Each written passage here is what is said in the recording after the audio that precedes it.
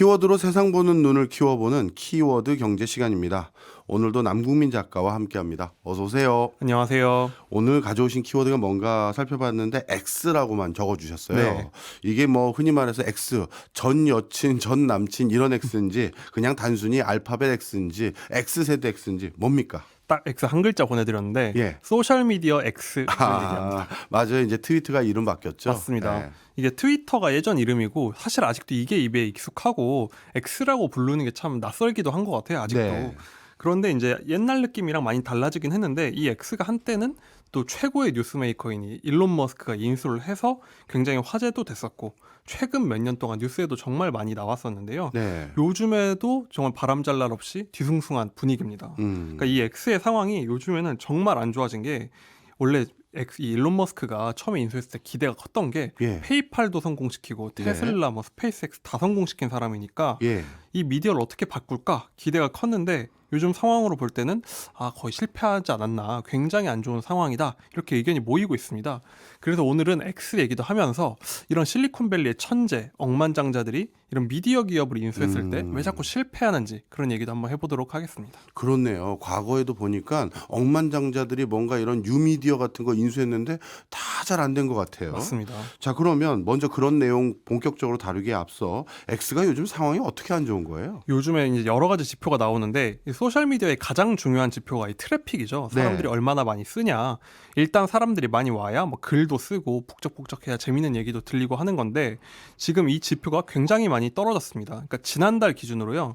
미국에서 이 X의 1일 사용자 수가 전년 대비 18% 줄었습니다. 그러니까 1년 사이에 20% 가까이 줄어든 거니까 굉장히 급락했다고 볼 수가 있는 거죠. 네. 그러니까 이 머스크가 이 X를 인수한 게 재작년 11월인데 그때랑 지금을 비교하면 23% 그러니까 거의 4명 중에 1명이 떠났다는 겁니다. 네. 그러니까 소셜미디어는 문제가 한번 사람이 빠지기 시작하면 사람이 떠났네? 그럼 볼 게 줄어드네? 그럼 또 사람이 떠나고 하는 악순환이 굉장히 심각하거든요. 네. 그러니까 이런 하락 속도는 굉장히 안 좋은 신호다라고 볼 수가 있는 거죠. 그렇네요. 불과 1, 2년 만에 이렇게 4분의 1 정도가 줄었다는 건 굉장히 안 좋은 시그널인 것 같은데.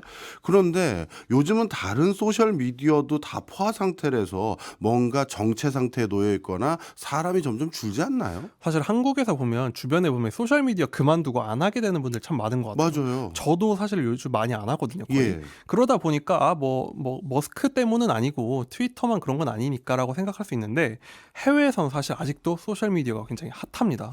뭐 페이스북의 성장은 끝났다 이 얘기 나온 지 한참 됐는데 네. 데이터는 그 반대고요. 오히려 이 대다수 소셜 미디어들이 사용자가 늘고 있어요. 뭐 스냅챗 같은 경우 9% 늘었고요. 예. 인스타그램도 5% 늘었고 그 오래됐다는 페이스북도 한 1.5% 정도 오히려 사람이 늘었습니다. 아직도 늘어요? 그렇습니다. 아직도 늘어날 때가 있는지 늘고 예. 있거든요. 그러니까 대부분의 아직도 서비스들은 늘고 있는데 X만 줄었으니까 더 상황이 안 좋다 볼 수가 있는 거죠. 네, X 입장에서는 진짜 큰일이겠습니다. 이용자가 줄어서 트래픽도 줄고 그럼 매출도 떨어지는 거잖아요. 맞습니다. 이런 소셜미디어들은 매출의 거의 전부가 광고에서 나오는데 예. 이런 광고 수입은 당연히 트래픽에 거의 비례하겠죠. 네. 트래픽이 줄면 수익도 줄 수밖에 없는데요. 이 매출 하락도 정말 심각합니다. 그러니까 블룸버그에 따르면 지난해 X의 광고 매출이 한 25억 달러, 그러니까 우리 돈으로 하면 3조 3천억 원 정도 돼요. 굉장히 네. 큰 규모인데 그런데 이게 원래 회사가 올해 이 정도 할 거야 목표를 했던 거에 비해서 턱없이 모자라는 수치입니다. 그리고 문제는 이게 그 재작년과 비교하면 반토막 수준이라는 거예요. 예. 그러니까 광고 수입이 거의 전부인데 그게 반토막이 났으니까 굉장히 심각한 거죠. 그런데 이게 뭐 특별한 경제 위기가 있었던 것도 아니고 뭐 큰 재난이 있었던 것도 아닌데 그렇죠. 회사의 매출이 반이 줄었다. 그러니까 이거는 어떤 재무적으로도 굉장히 안 좋은 상황이다 볼 수가 있는 겁니다. 네. 사실 미디어라는 건 이슈가 있었을 때 더 붐을 이루게 되는 것인데 가장 이슈 메이커 중에 하나인 일론 머스크가 X를 인수했다면 뭔가 더더욱 활성화될 줄 알았는데 이렇게 고전하는 이유가 뭡니까? 처음엔 기대가 컸어요. 말씀하신 대로 머스크가 있는 것 자체가 화제니까 처음엔 오히려 사용자가 늘었거든요. 궁금해서 많이 봤거든요. 그런데 이렇게 고전한 이유가 사실 여러 가지가 있는데 일단 최근에 벌어진 단기적인 요인만 꼽으면요. 예. 물론 머스크의 이 직설적인 발언이 일단은 가장 큰 문제가 됐습니다. 특히 이제 이스라엘 하마스 전쟁 이후에 유대인에 대해서 비판적인 발언을 한 게 굉장히 후폭풍이 컸는데요. 예.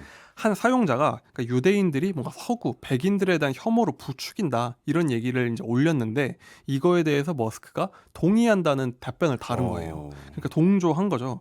그랬더니 이 당시에도 상황이 굉장히 심각했는데 머스크가 이런 발언을 하니까 애플이랑 IBM, 뭐 디즈니 같은 대기업들이 이 X에서 줄줄이 떠나간 겁니다. 네. 그러니까 당연히 매출이 줄어들 수밖에 없는 거죠. 이게 더 황당한 건요.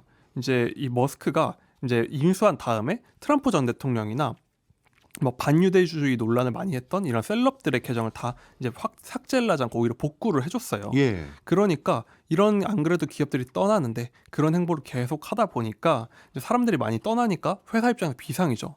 그랬더니 이제 뉴욕타임즈가 인터뷰를 했습니다. 머스크한테 X 상황이 왜 이러냐? 그랬더니 오히려 떠난 광고주들한테 나는 광고 필요 없다. 나한테 돈으로 협박하려고 하면 나는 욕을 해주겠다. 이런 식으로 인터뷰를 했어요. 아니 아무리 일론 머스크가 뭐 어마어마한 거부이긴 하나 그래도 광고를 먹고 사는 회사를 인수해 놓고 광고주에게 욕을 하면 장사가 되나요? 사실 광고주에게 인터뷰를 욕하는 건 사실 저도 처음 봐가지고 아 대단한 셀럽이다 생각은 했는데 예. 사실 근데 그래도 그러면 아 참 머스크는 기인이다라고 할 수 있겠지만 근데 이후에는 오히려 이걸 수습하려고 뒤늦게 수습하려고 여러 행보를 보입니다. 네. 자기는 이 트위터에다가 다시 자기는 친유대주의자다라고도 올리기도 하고 이스라엘까지 날아가서 네타냐후 총리를 만나기도 하고요. 그것도 부족했는지 아우슈비츠 수용소까지 찾아갔습니다. 예. 그러니까 이거를 외국 언론에서는 머스크의 이제 순례 행보를 돌고 있다 이렇게 부르더라고요. 예. 그렇게까지 했다는 건 상황이 안 좋다는 건데 그런데도 불구하고 역시 한 번 떠난 광고주들은 돌아오지가 않고 있는 거죠. 네. 사실 남다른 사업 수완이 있어서 테슬라도 성공시키고 스페이스X도 성공시키고 했던 세계적인 기업가이자 또 셀럽인 머스크가 인수해서 사실 저도 X에 대한 기대를 잠깐이라도 했었거든요. 근데 정말 지금 상황은 의외네요. 그렇습니다. 저도 처음에 원래 이 X를 안 써보다가 궁금해서 가입도 하고 했었거든요. 예. 그런데 이제 정말 예상 밖의 상황인 거죠. 근데 이게 인수할 때부터 참 소음이 많긴 했어요. 지금 벌써 2년 된 얘기라서 옛날 얘기 예. 같은데 이게 머스크가 100% 자기 돈으로 60조 원의 돈을 주고 산 회사거든요. 그러니까 아무리 머스크가 부자여도 자기 재산 60조 원을 털어넣은 회사라는 거죠. 근데 네. 이걸 인수할 때부터 인수한다 그랬다가 취소했다가 법원에서 인수하라 그래서 정말 눈물을 머금고 인수를 했는데 네. 그런데도 결국은 이제 회사가 많이 상황이 안 좋아졌고 예. 그래서 기업 가치가 얼마나 줄었나 보니까 70% 이상 줄었다고 해요. 야. 그러니까 물론 비상장 회사라서 시가로 나와 있는 건 아니지만 예. 이렇게 추정을 해봤을 때 그 정도라고 하니까 머스크 개인 입장에서 한 40조 원 이상의 돈을 날린 거죠. 이게 60조 원을 자기 돈 주고 인수한 거잖아요. 그렇습니다. 사비로 한 거죠. 예, 사비로 하고 비상장 주식 그 회사니까 이 어찌 보면 자기 온전히 자기가 다 부담해야 되는 그 상황이네요. 그렇습니다. 머스크 같은 천재 경영자가 왜 이 X에서는 이렇게 고전하는 걸까요? 여기서 참 이 미디어 비즈니스라는 게 독특하다라는 거를 오히려 볼 수가 있는 것 같아요. 예. 머스크가 지금까지 성공한 분야는 어찌 보면 분야를 가리지 않았거든요. 뭐 간편 결제도 있었죠. 페이팔. 네. 그리고 전기차도 있었고요. 또 로켓으로 이제 우주로 사람을 보내는 것도 성공을 했습니다. 이통사도 하잖아요. 그렇습니다. 스타링크도 했죠. 그러니까 이 사람은 안 하는 게 없다라고 얘기를 하는데 예. 가장 아픈 손가락을 꼽으면 이 미디어라는 게 있는 거예요. 네. 그런데 이렇게 이 미디어에서 실패한 천재가 머스크가 처음이 아닙니다. 그러니까 실리콘밸리에도 수많은 억만장자들이 있었고 지금도 예. 있잖아요.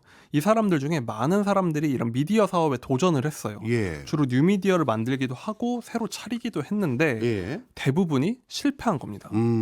그 이유가 궁금합니다. 내노라한 사업가들, 그래서 엄청난 억만장자가 된 사람들조차도 미디어 산업만 인수하면 실패하는 이유. 첫 번째는 뭔가요? 크게 세 가지가 있는데요. 첫 번째는요. IT 업계 특유의 이제 방식인 문제 해결 방식이 이 업계에서 통하지가 않는다는 겁니다. IT 업계에서는요, 이런 여러 가지 창업자들이나 쓴 책이나 강연을 볼 때 항상 강조하는 게 이런 스타트업이나 기술 기업들은 어떤 문제인지를 정의하고 그거에 대한 해결책을 빠르게 내놓는 거다. 이렇게 중요하다는 얘기를 많이 해요. 예. 문제를 설정하고 그걸 해결하는데 기술을 활용한다. 이렇게 볼 수가 있는 거죠. 네. 뭐 예를 들면 구글은 검색이라는 문제를 해결한 거고요. 아마존은 쇼핑 같은 문제를 해결해서 오늘날에 성공을 한 건데 예. 문제는 이 미디어 비즈니스는요. 뭐가 문제인지 설정하는 것부터가 힘들다는 거예요. 그러니까 왜냐하면은 뭐 예를 들면 쇼핑이 잘 안 된다, 물건을 늘린다든지 어떤 예. 걸 해결해야 될 게 있는데 이 트위터 X는 인수하고 나서 어떤 지향점을 잡고 문제를 해결할지가 아직까지도 불투명하다는 겁니다.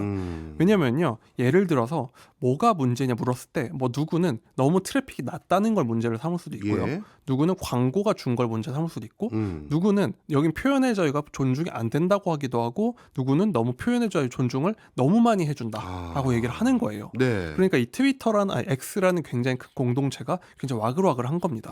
그러니까 이런 IT 기술 기업들이 뭔가 문제를 딱 설정해서 해결하는 방식으로 하기에는 이걸 하면 저게 터지고 저걸 하면 이게 터지고, 그러다 보니까 해결이 안 되다 보니 실리콘밸리의 작동 방식이 먹히지가 않고 있다는 거죠. 네. 어찌 보면 미디어 산업이라는 게 원래 갑론을박이 많은 곳인데, 그런 갑론을박 때문에 머스크가 이게 뭐가 맞는 거야? 도대체 뭘 해결해야 되는 거야?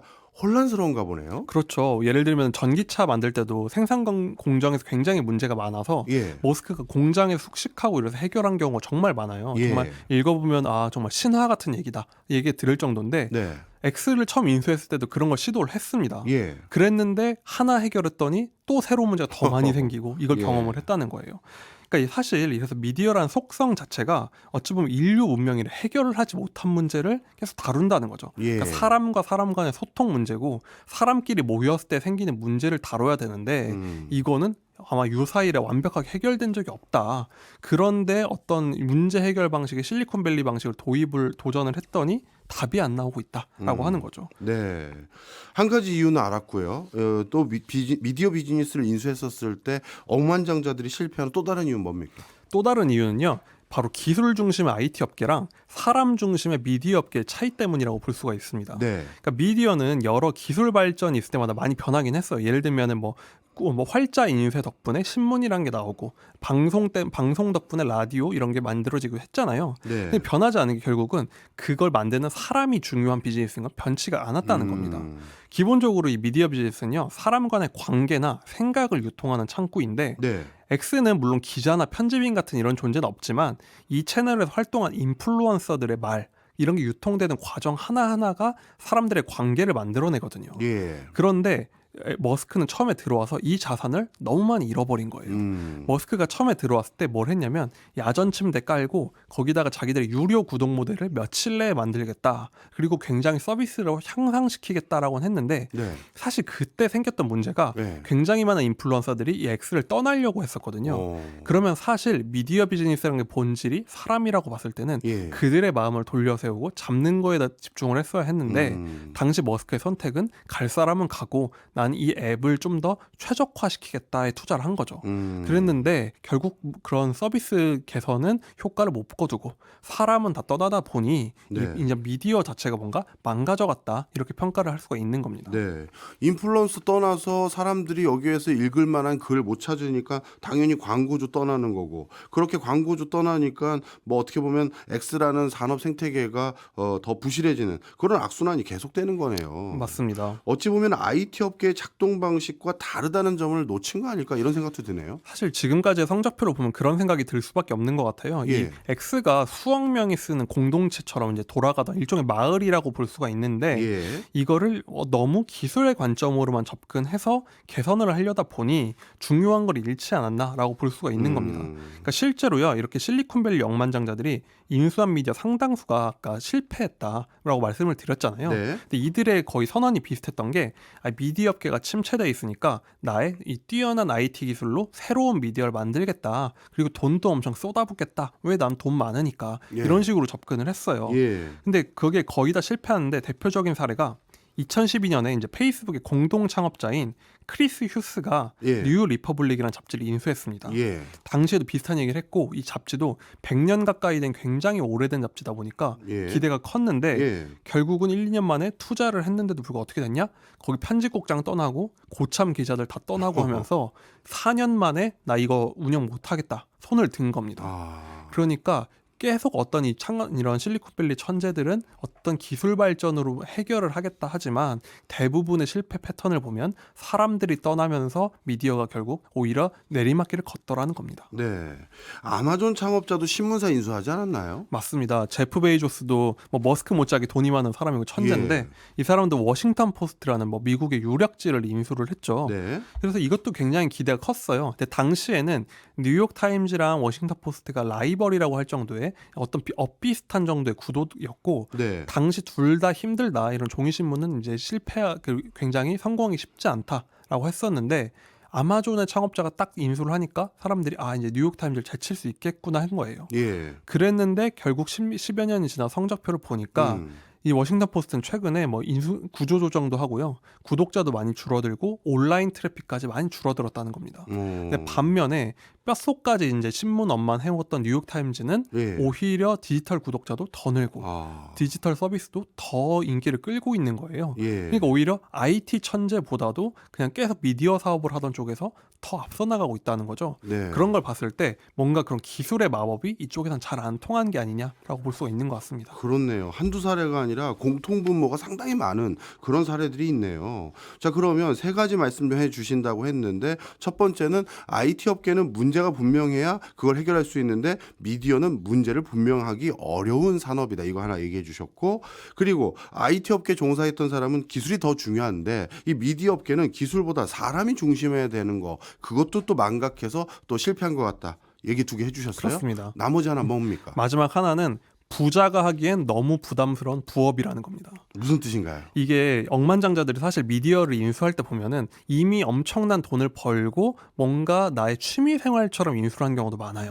일종의 사회적인 영향력을 얻기 위해서라고 예. 볼 수가 있는 거죠. 그러니까 뉴욕 타임즈랑 반대되는 사례라고 볼 수가 있겠죠. 예. 물론 다들 좋은 공공의 목적도 있지만 그런 것도 의심할 수밖에 없고 예. 이게 사실 수백 년 된 전통이기도 합니다. 그런데 문제는 영향력을 얻는 만큼 결국은 리스크를 짊어지게 되는데 이런 억만장자들은요 잃을 게 너무 많습니다. 네. 머스크만 해도 이 X를 인수한 이후에 이 반유대주의 논란 한복판에 섰죠. 예. 그러다 보니까 테슬라에 대한 월가의 시선까지도 안 좋아지는 유탄을 맞은 거예요. 예. 근데 이런 금융권만 문제가 아니라 바이든 대통령도 굉장히 대놓고 대립하는, 그러니까 물론 미국은 분위기가 다르다고 하더라도 백악관이랑 어떤 기업인이 대립하는 이런 분위기 자체가 기업에게도 부담이고 개인에게도 부담일 수밖에 없다는 거죠. 그렇죠. 그러다 보니 내가 이렇게 어려운 비즈니스를 하면서 또 이런 리스크까지 지는 게 맞는가 하면서 오래 지나지 않아서 포기하거나 그냥 포기하는 경우가 많아진다는 겁니다.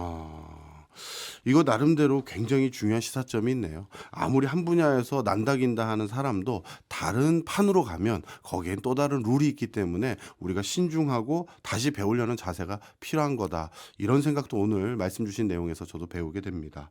결국 그럼 억만장자들은 미디어 산업 하지 말라. 이게 결론인 거예요? 뭐 많이 하면 좋고 잘하면 좋겠지만 예. 좀 더 사람에 대한 이해가 좀 더 앞서야 되지 않을까? 기술로 사람의 마음을 다 이해하는 건 아직은 인간이 못한 것 같습니다. 알겠습니다. 지금까지 남국민 작가였습니다. 오늘도 고맙습니다. 감사합니다.